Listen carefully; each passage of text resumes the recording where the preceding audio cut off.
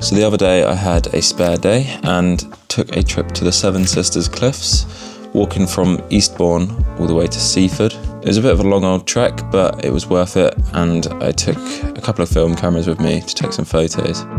So as we come out of Eastbourne, this is the first photo of the day on the Nikon F100. So then we venture up to the cliffs. I don't know what this photo is, we'll just put it down to making sure the camera still works.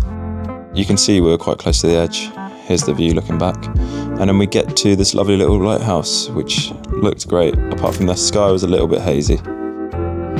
She's going in. So this is the second camera I took with me, the Mamiya 645, loaded up with Portrait 160.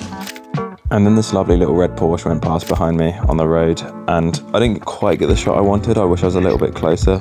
So then I had to have a quick snack break to drown out my sorrows. Here's another shot then on the 645. I was trying to wait around for the light to get a bit better, but it was quite hazy and quite cloudy the whole day. So onwards from the first lighthouse, I strolled along a little bit further along the cliffs and got to this second lighthouse. By that time the light had sort of got a little bit better, the clouds had opened up a bit, so there was a bit more interest in the light, a little bit more dynamic. Here's me doing my Martin Parr impression. I thought it was more interesting taking photos of the people taking photos than just getting shots of the cliffs. So along the walk I get to this cafe that was annoyingly closed, but there was some nice light on the benches. Then past this National Trust site, the Berlin Gap. I didn't really stay to have a look around.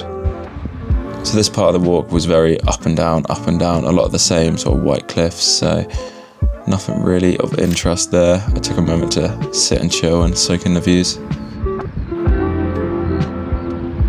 So this part of the walk we get to a beach, which was a nice change in scenery.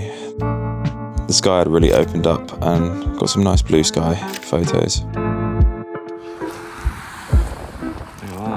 So despite my earlier planning, this is the estuary where the river meets the sea, and I had to walk about an extra hour and a half to get to the nearest bridge to get over the water to the other side.